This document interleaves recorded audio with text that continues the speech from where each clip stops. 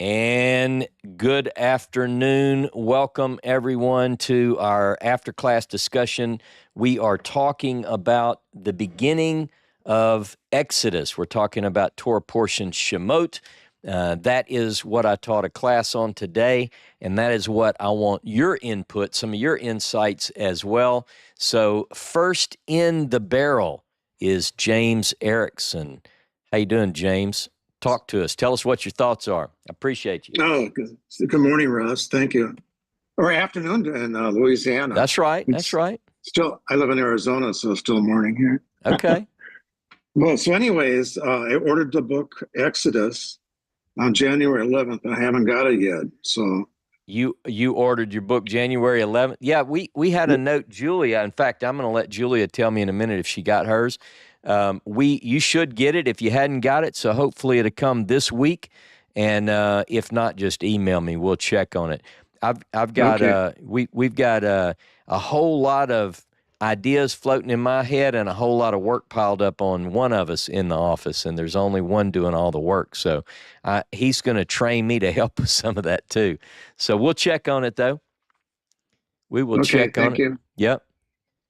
So anyways, I want to reference Deuteronomy chapter 7, verse 8. You want to read that?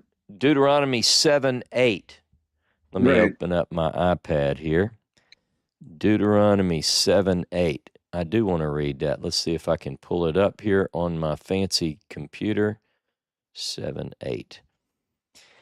But because Jehovah loves you, and because he would keep the oath which he sware unto your fathers, hath Jehovah brought you out with a mighty hand, redeemed you out of the house of bondage from the hand of Pharaoh, king of Egypt. All right? Is that the one you're talking about? Yeah, thank you for that. Now, if you reference Hosea 11, verse 1, can you read that one again? Isaiah?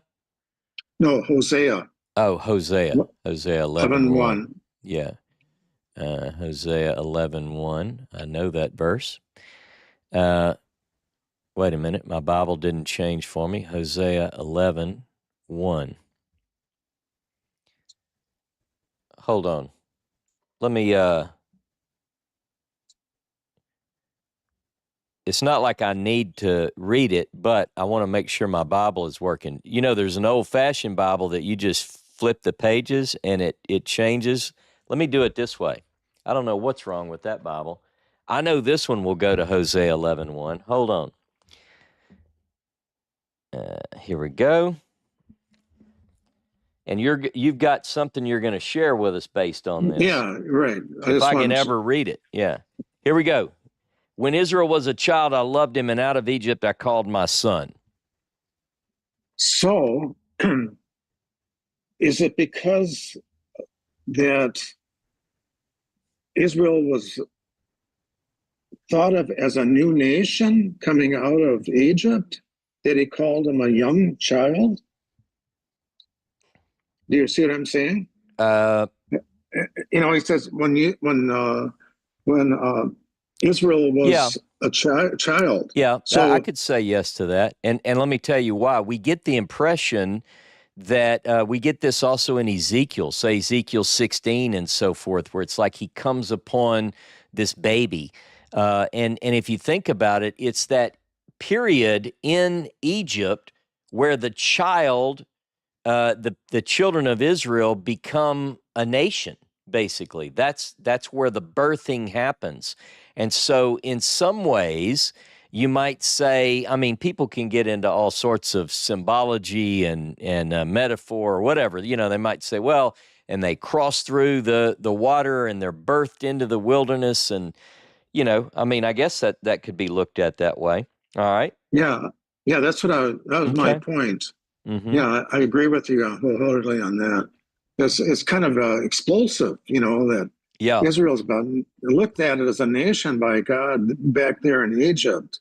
Yeah. And it's kind of prophetic, you know, that it's a promise that comes to life as Israel comes in there. That's all I wanted to share. I just just a thought that was pressing on your mind. I get it. Yeah, it's so beautiful. Hey, stick around though. You might have some more thoughts that you can come in and drop on us. I appreciate it. All right, Elisheva. Shabbat shalom, sister. How are you? Hey, Shabbat Shalom. I'm really good. Sun's out beautifully today. It's, as you know, Ross, forecasted to maybe snow here on Tuesday, which is kind of crazy. That is crazy. I tell you It what, I can't sounds wait. like a replay from a year ago, almost to the date, when we had, maybe that was 2 years ago. Anyway, Yeah. It was cold this time last year too. So I had something else, but I wanted to comment just a little bit on what James said. I too think that that is such a beautiful concept. Um, that Israel basically was born as a son as they crossed the water, and if you think about the water, that has a whole plethora of meanings. I mean, you can even take it back to the water in the moon of the womb, where we're all born from the water, and how in the beginning, when Yod-Heh-Vav-Heh moved upon the face of the waters, that's when we began too, through the water. And the word for womb is similar to the root of rechem, which is compassion. Yeah. So we're born of compassion through the water from the womb.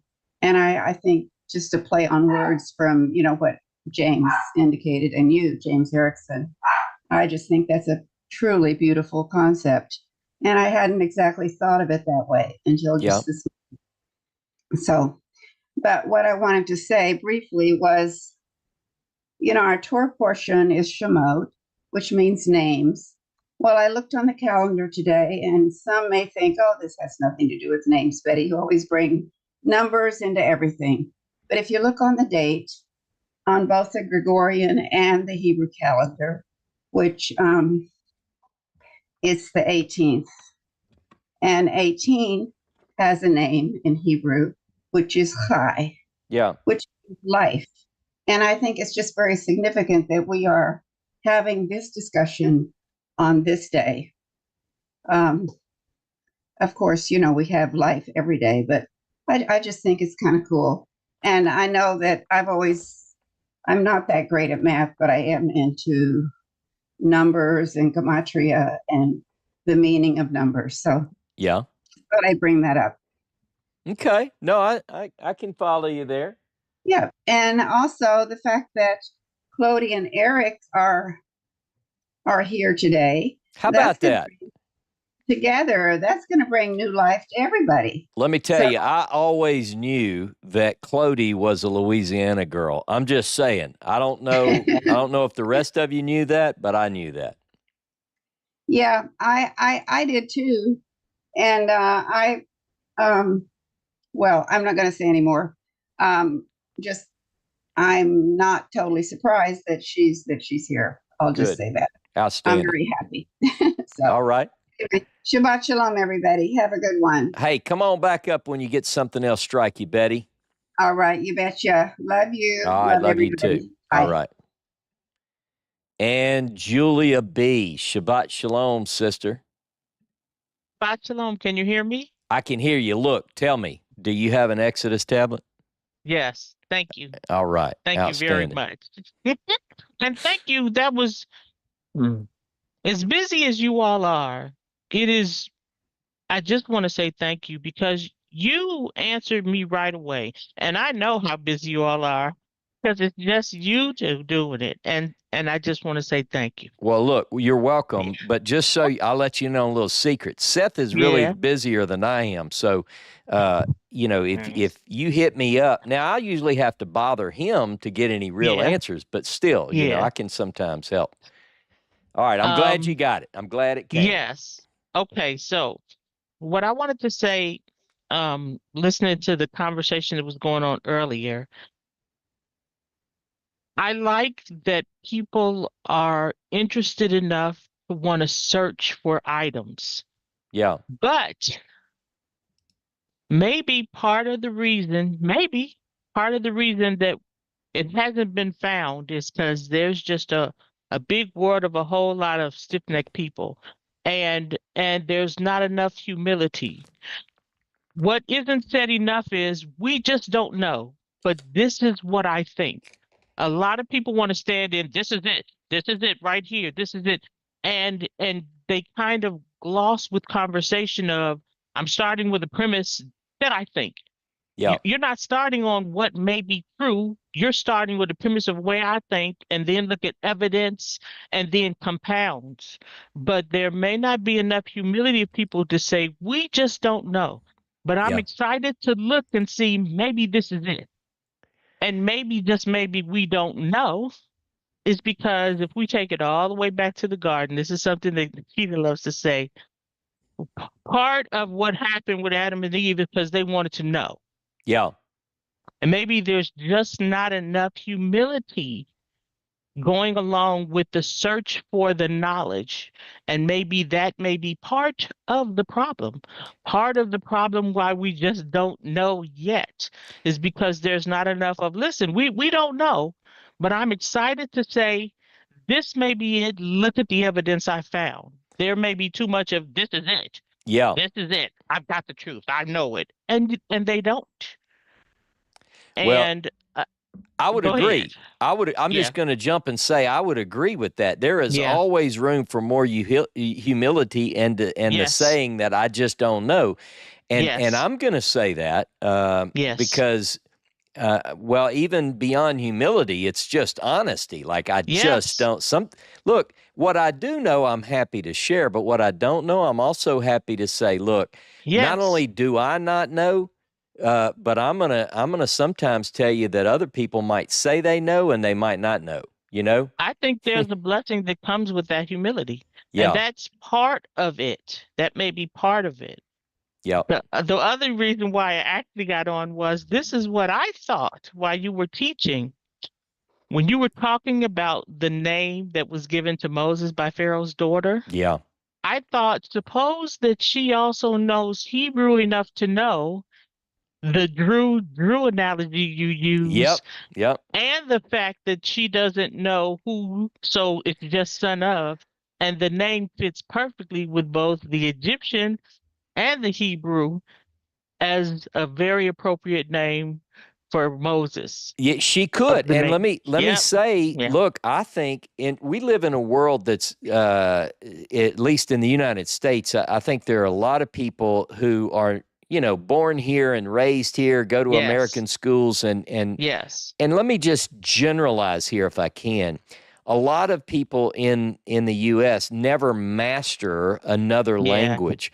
Yes. But I meet people, we've talked about Clody, but others as well. Like, let me use, when I go to Israel and I meet, say, an Arab Israeli cab driver, they might, I mean, first of all, they know Arabic, they know Hebrew, they know English fluently. Many of them know, and I'm talking about Jews as well. They know European languages. Some might know French or German or Spanish. And, look, but, here we are just with our one language and expecting the world to learn our language. Right. But Right. in the ancient world, I think that's the case too. I think very clearly this daughter of Pharaoh probably was multilingual. I mean, I would think that, and that's a guess, but I'd say it probably would be.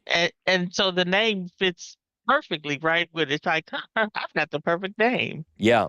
Yep. Yeah, because you could almost picture her saying, hey, I got a perfect name. In Hebrew, she's talking, I imagine she has conversations with the girls by the water, and she says, now I know the text has the naming in verse 10 later, Yes. but I think it's, whenever the name takes place, she's telling her Yeah. friends, hey, I got a name. In Hebrew, Moshe means, it's kind of like the word that means to draw out. And in Hebrew, in Egyptian, and the girls go, good name. Yep. Yep. Good point. Last thing I want to say is, I always, always, always enjoy when Betty gets up to say something. We get the privilege of hearing her on Shabbat evening as well as. That's right. So whenever she gets up and she says, I'm not, tell her no. Betty, no. It's wonderful what you have to say. It's wonderful how you express yourself, and I love it. So I want to end with that.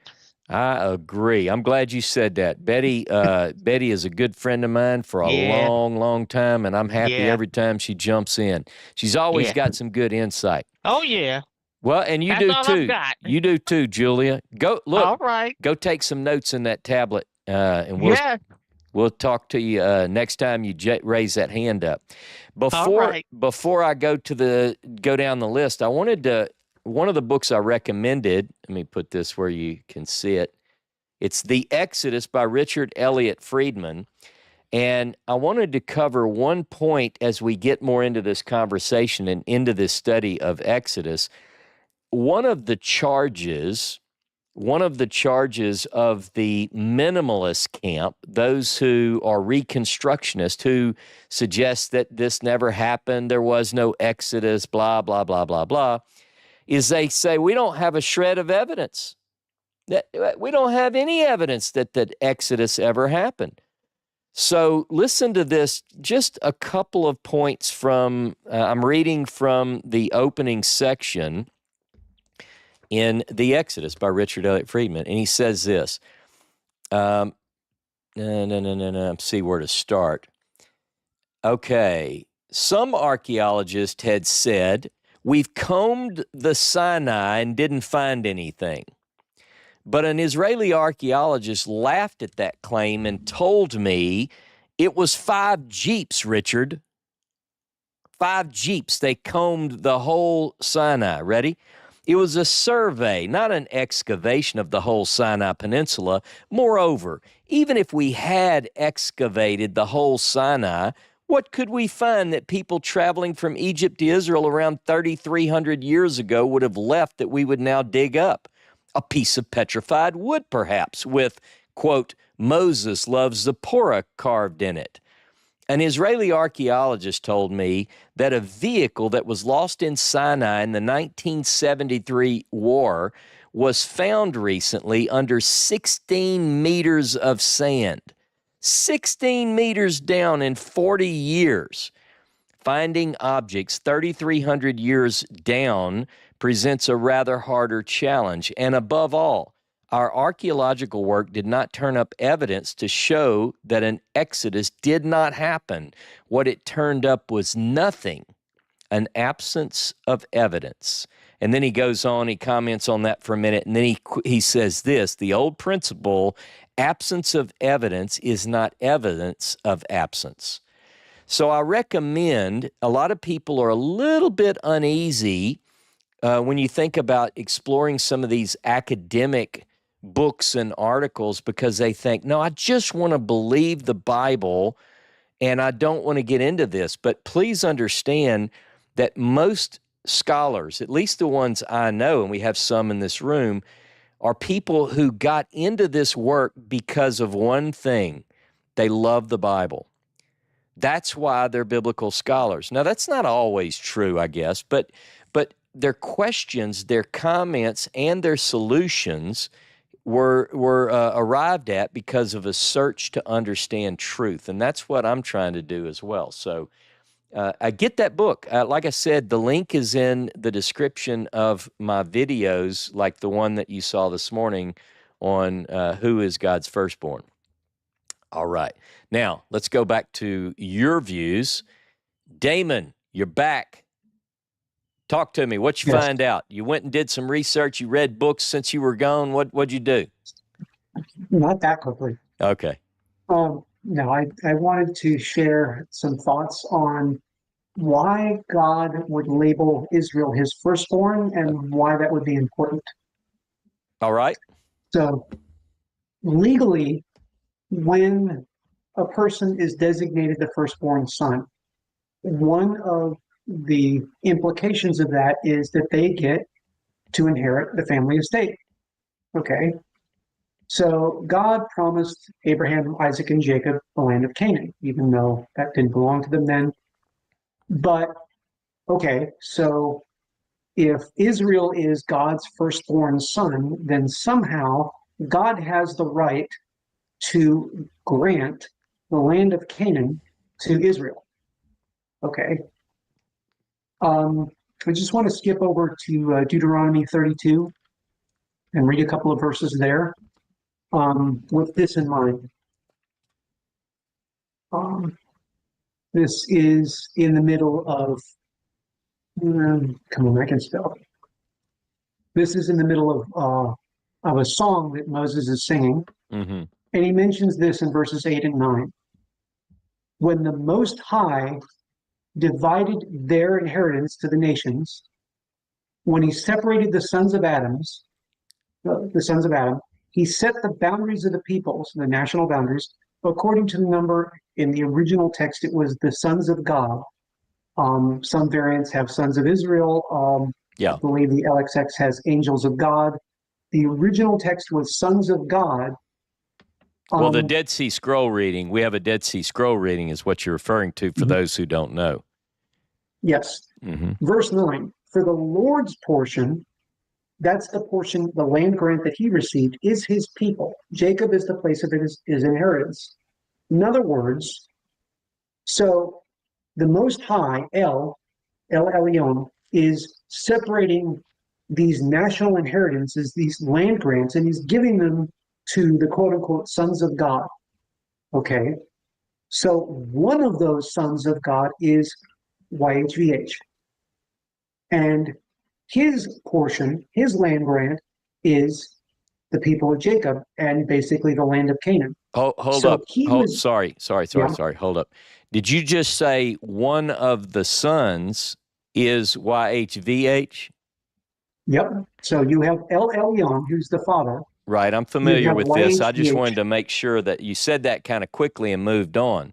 So you are suggesting then that YHVH, Yod-Heh-Vav-Heh, is not El Elyon, but is a son of El Elyon. Yes. Okay. So they appear to be separate because you've got one giving land grants to the other among other sons of God.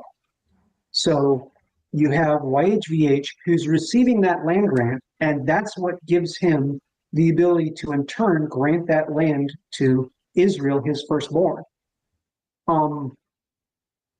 So what it looks like Deuteronomy 32, 8, and 9 is referring back to is actually Genesis 10, and it's doing two things. It's referring to the sons of Noah as the sons of God, but it's also referring to divine beings as the sons of God, including YHVH. Don't know if I agree with all that, but I understand where you're coming from. Yeah, we're going to get into, and by the way, this verse 9, there are a couple of other texts which have that same quote elsewhere in the Bible. I encourage people to look for that and see contextually what all that means about the portion and so forth. You're saying land grant. I assume that you see there where it talks about fixing the boundaries of the people. You've come up with a designation. It's not in the text, but you're calling it a land grant. Is that right? Yes. Now, This is based on the ancient Near Eastern cultural context. In the Ugaritic pantheon, Ugarit was an area somewhat north of the land of Canaan, if I remember correctly. Yeah. And Ugarit had a pantheon which was headed by El and had 70 sons. Okay. And he would portion out land grants to his 70 sons. Mm-hmm. So just like you have 70 sons of Noah, you apparently have 70 sons of El, and there seems to be a parallel there.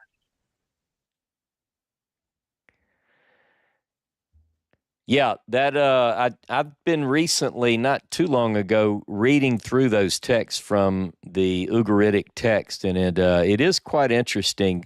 You know, and a lot of people have made a lot of the connections between the gods, as we say, the gods of Canaan, there's quite a bit actually out there on that to go with Damon's view if you're interested in that. Who are the gods of Canaan? Some of the books on. Let me look. Hold on one second. Canaanite myth and Hebrew epic is one of the books I would recommend if you're interested in that. But some have looked for the origins of some of these stories and some of these Canaanite compositions, I guess I could call them. All right. What else, Damon? So I just wanted to bring that out. There does seem to be some parallels between Israelite biblical cosmology and theology and the Canaanite cosmology and theology. It's not that you have basically Israel inheriting that, but there seems to be some parallel development. Yeah. One of the other things I posted on the discussion forum was a bit about astrology and the names of God. Without getting into that, since that's more next week's topic, it does appear that there are parallels with, for instance, Baal, right, and YHVH. It appears that there are parallels between, for instance, Osiris and YHVH. It's not like a direct inheritance, but there are a lot of parallels, especially when you start looking at the astrological representations of these gods. Yeah, and what we find whenever you study the ancient Near East and some of these ancient religions is there's not a lot of new things. People are looking up and they say, I bet you my God created this, this, and this, and someone else did the same thing in the next neighborhood over. So, weather patterns, things of that nature are attributed to various deities. What we do find that's fascinating, that there appears to be a more direct borrowing, let's call it. So there are certain psalms which depict God riding on the clouds, Psalm 68 and so forth come to mind. Mm-hmm. And some of those sound almost exactly like some of the Canaanite myths. And so it is definitely interesting. So I would recommend, if you really want to get into this, like it sounds like Damon has dived in, look at some of the books like, again, Hebrew, what did I say? Canaanite myth and Hebrew epic. So that's one of the good ones. Yep. All right. One more psalm real quick. Psalm 104 has a lot of parallels with the hymn to the A10. The Egyptian hymn to the A10. So just one more thing you might want to look at. Yeah, I promise you, I will look at everything related to the Exodus in my studies, and then we'll have time in these discussions and also in the discussion group as we get to it to look at it. So for instance, when we get into the plagues, I'm not just going to look at Exodus. I'm going to look at every biblical text that I can find, and we're going to look at it. Do the orders stay the same? In some of these poetic texts, are there discrepant readings and orders, and how many plagues were there? And all of those kind of things are coming up in the next several classes. So I look forward to it. Good stuff. Appreciate you, Damon. Yep. All right. And JJ. All right. Hey, thanks. Shabbat Shalom. And thanks for everyone, discussion groups going, not only in the class and in the discussion. I love this place. I do if there's another place where we can talk through and agree and disagree and all that, I don't know where it is, but this is the spot for me at least. So amen, brother. I'm glad you're here. Hey, so I had a couple things, and I guess it related to that the word firstborn. When I was looking up, I was just trying to follow along with my BHS open as we're going through. And I see, so I guess me is usually like, because I'm trying to figure out and process a lot of stuff, is like the word that we used in Exodus 4:22 that you brought us to, Behor, is just the 3 letters, right? Yeah. Beit, Kaf, Resh. Okay.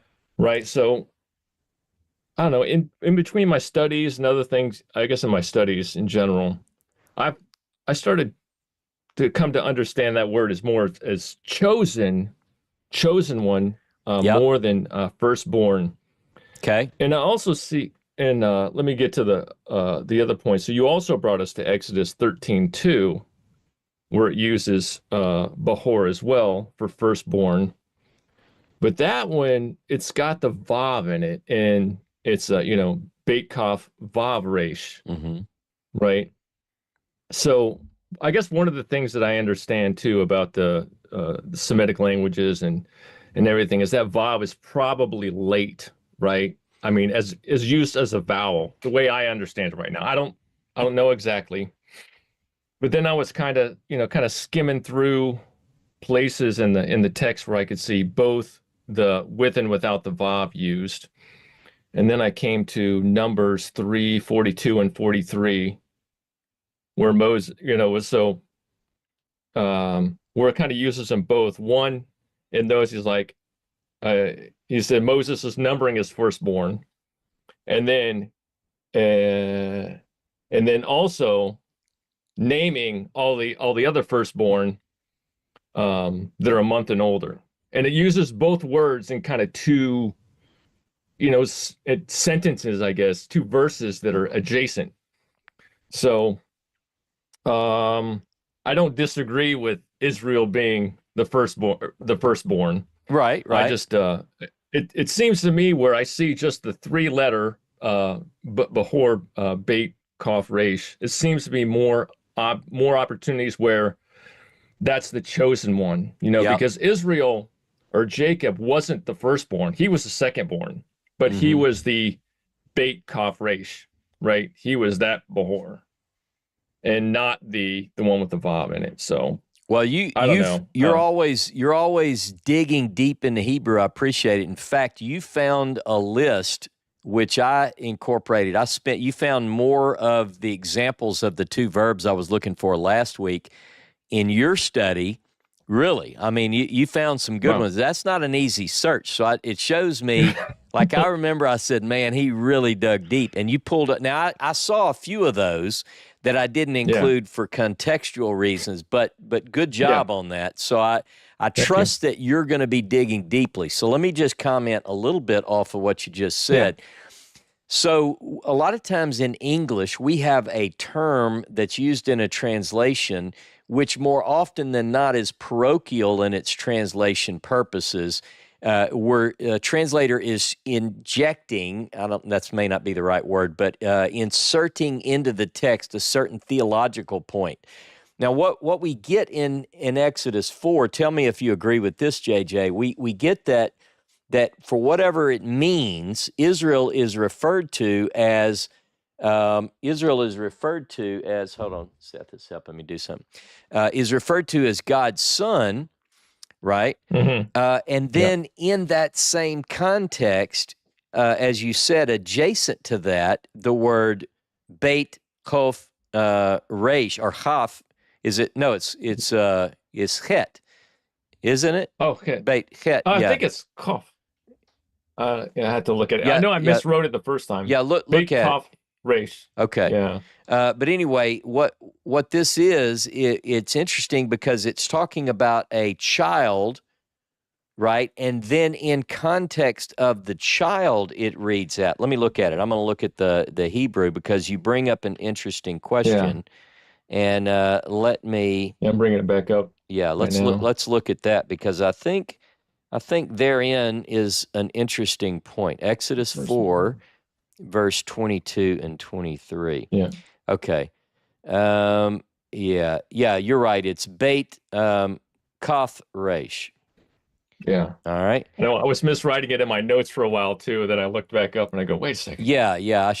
So anyway, when you look at that, the first part of that, you shall say to Pharaoh, Ko Amar Yehovah, B'ni, my son, and then that is immediately followed with Bechori. Yeah. Bechori, Israel. Yeah. So not only is it my son, but it is my chosen. To your point, it can mean chosen, But generally, I think this is where the translator comes in and says, what does Bechor mean following immediately after son? Theologically and legalistically, according to ancient Hebrew law and either other ancient Near Eastern law, that firstborn is the chosen, right? So that's probably why that became. Now, we also see, I think sometimes we see it used as elect. I think maybe sometimes it might be translated my elect, but that's for another day's study. But anyway, good dig. And that's the only way we're going to really determine. So how would you translate it just based on what you came across?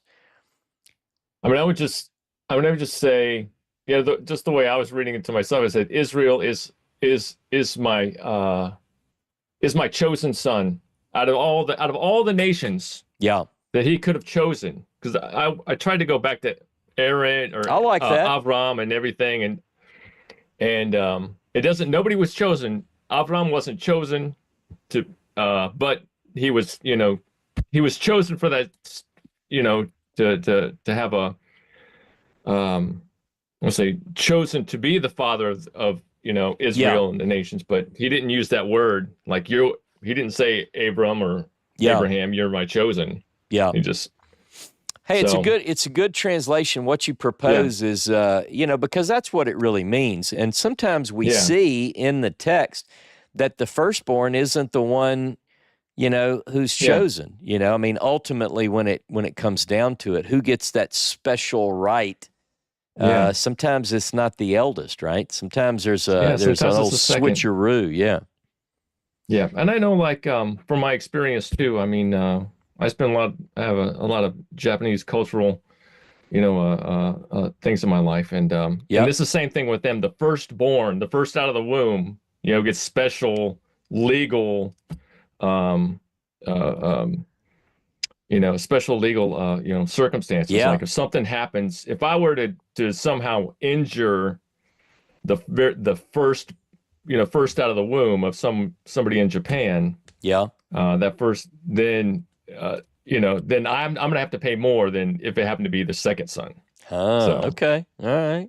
So I mean, I understand how it is, but I just kind of parsing it out and why they use, especially when you throw the Vav in there, which again I think is later anyway, to kind of help us see through it. Just one point on that. That is what we typically expect, is that earlier, because there's some debate as to when the vowel letters were added to the text, and especially those internal, in what we call medial mater, an internal vowel. And generally, that's considered later. So, for instance, when we look at, say, the Mesha stela, the Moabite stone, it lacks a lot of those medial vowel letters, whereas later we see that medial vowels become very much a part of the written text. So, a couple of points on that. The Moses scroll, which many of you have read in my book, one of the things that kind of knocked scholars back a little bit was an almost total absence or minimal use of medial vowel letters in the text of the Shapira manuscripts. And so they said, the forger just saw what was written on the Moabite stone, and he's copied that, replicated that. Now, interestingly enough, when the Dead Sea Scrolls, if you look at the Dead Sea Scrolls, by the way, Dr. Tabor's doing a series now, like the top 10 variations between the Dead Sea Scrolls and the text of the Hebrew Bible, the Masoretic text. So you got to check those out. But here's the deal. The Dead Sea Scrolls, although they are the earliest manuscript evidence of these biblical texts, they're full.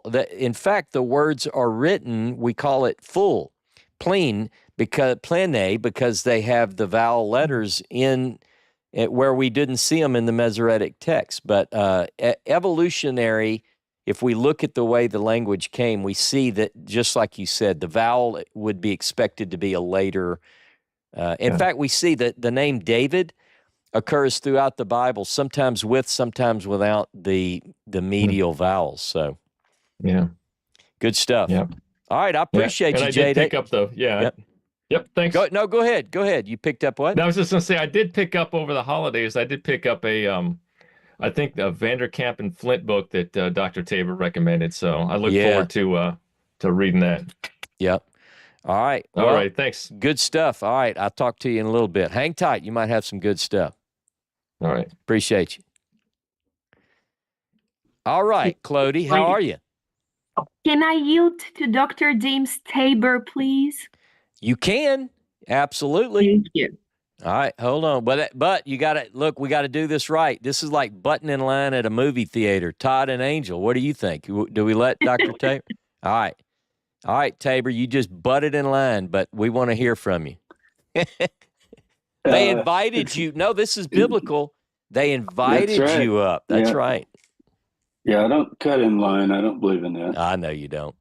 So one of the translation principles that I worked out over probably about 15 years of doing the original Bible project, which only has finished the book of Genesis, as some of you know, but is to try as much as possible to go to the root, the 3-letter root. And in this case, Bakar, and ask what's the essential root meaning if it's possible. Now, sometimes you get 3 or 4 listed. Yeah. But in this case, most of the other meanings, such as firstborn, are derivative. And if you look it up, it's very simple to do in any Hebrew lexicon or software that you have. It primarily means to be early. If you're first in line, you're Bakar. You're first. Yeah. It's used for fruit. We talk about the first fruit. Well, we never say the firstborn fruit has a right, but it does have a special place, doesn't it, in different harvest rituals. The Feast of First Fruits, the early. So it actually can mean early. It's even used in some cases. I'd have to look this up because I had to work this out when I was doing the translation. Ross helped me, actually. We should probably publish that list unless it's part of your vocabulary book. I don't remember now, but we tried to come up with the most basic root for every major verb in the Hebrew Bible. Yeah. And Ross worked with me, another Hebrew Bible scholar worked with me on that. And whenever possible, we would use that translation. Now, sometimes it becomes silly, like I wouldn't say, and so was the early of Jacob or something like, you don't talk like that. Yeah.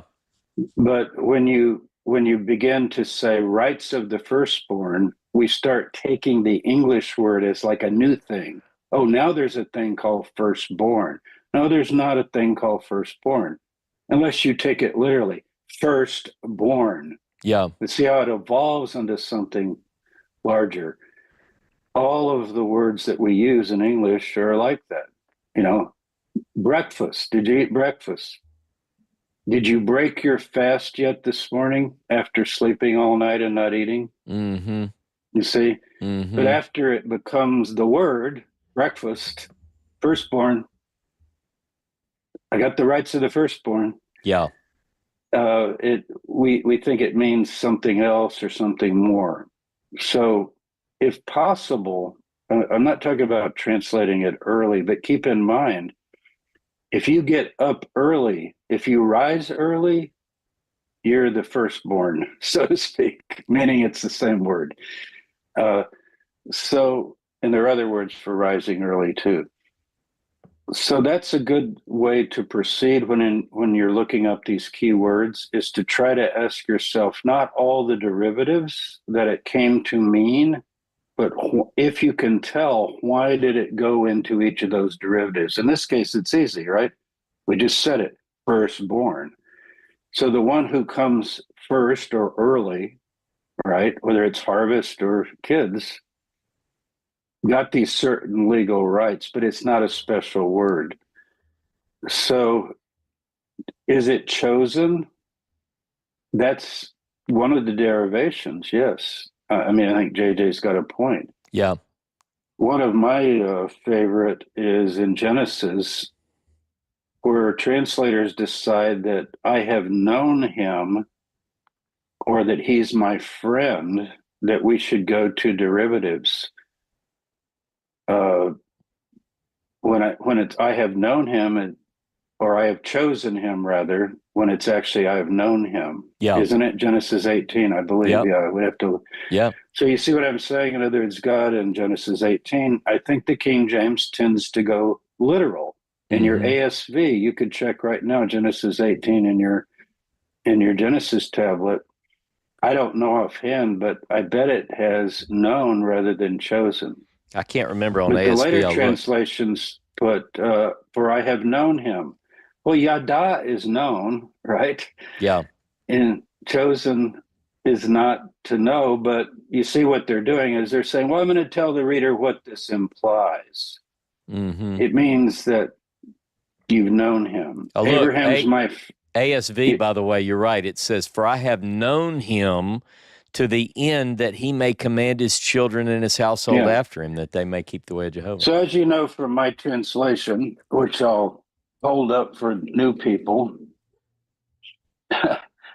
because I want to make them shocked by the cover. Yeah.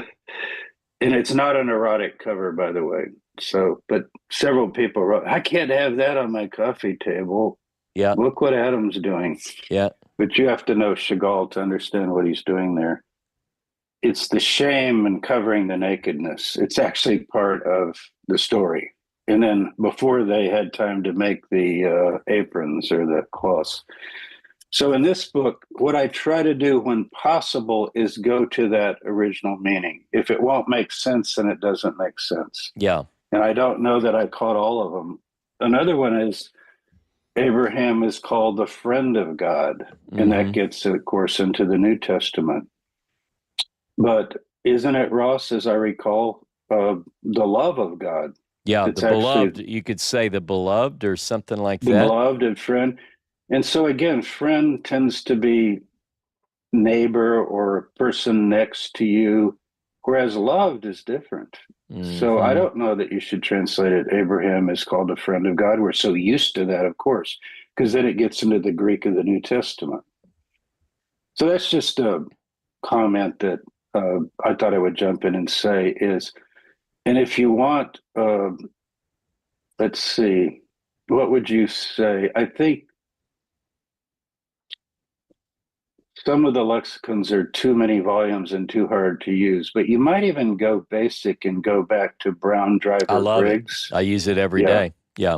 If you go back to Brown Driver Briggs, you can get that online or you can buy it. I used it a lot when I was doing the project because what happens is the other more advanced lexicons start going into many, many details that you don't need if you're just trying to get the basic meaning. Like, what was an Akkadian cognate? And could that have evolved into Arabic and this letter actually become this letter? And, that's great if you're totally doing a word study and you've got to go into that. Right. And there's also the theological dictionary of the Old Testament, they call it. They don't call it the Hebrew Bible, but it is a Hebrew Bible. And that would take some of the main big, huge words and have extended articles on them. That's also. But if you have Brown Driver Briggs, Ross probably has it there. It is a doorstop. Oh, yeah. It's big. It's like Jodell's book. Yeah. I say that to Jodell to make her laugh. Yeah. It's a big book. But it actually is pretty good for that basic kind of thing. I like it very much. Mine it's my first stop. It's always my first stop. Really, it is me too. Instead of diving so deep into all these cognates and other things. So So as much as possible, we go back to David Horowitz's motto, which he got from his teacher Moshe Gabori, and I got from him and passed on to Russ. So now you got 4 generations. From the words, in connection with the words, and upon the basis of the words. That's actually what I do and what Ross does in all of our biblical historical studies. Good stuff. And you know that by the way he teaches. And it's a wonderful way to teach because, how many times has Ross said, now this phrase occurs only 2 other times in the entire Hebrew Bible. I mean, that is so helpful to know. And then you go, what's the other time? And you go, look, and then you suddenly have a light go on and you understand what's going on. So I know I say this every week. I'll say it again. I don't know anyone else that's doing this except our work, I'll call it, our collective work as a group. And I mean, all of you included. Yeah. I don't know anyone else that's doing this. I hope there are many more people that I don't know about doing it. And I know there are individuals doing it. Many people started with Strong's Concordance. Young's is better, by the way, because it's organized by the Hebrew word. So if you don't want to get a big Hebrew lexicon because you aren't that well into Hebrew at this point or not that advanced into Hebrew, get Young's Analytical Concordance of the Bible. And the reason that's better than Strong's is Strong's arranges it by the English. And then as you know, you can have 10 different Hebrew words for one English word. So you're wasting a lot of time trying to get to the Hebrew word, not all the ways it was translated in the King James Version. But with Young's, and Young has a literal translation too.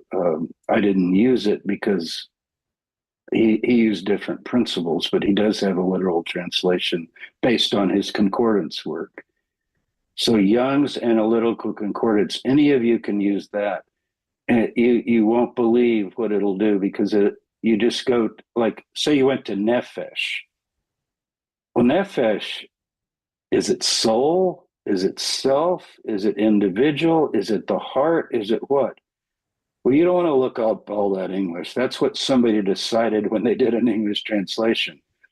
So Strong's is, I know everybody loves it and it's the first one everybody got, but it's kind of wasting your time in a way because you want to go to the Hebrew word and see how, and then you'll see how it was translated all those other ways.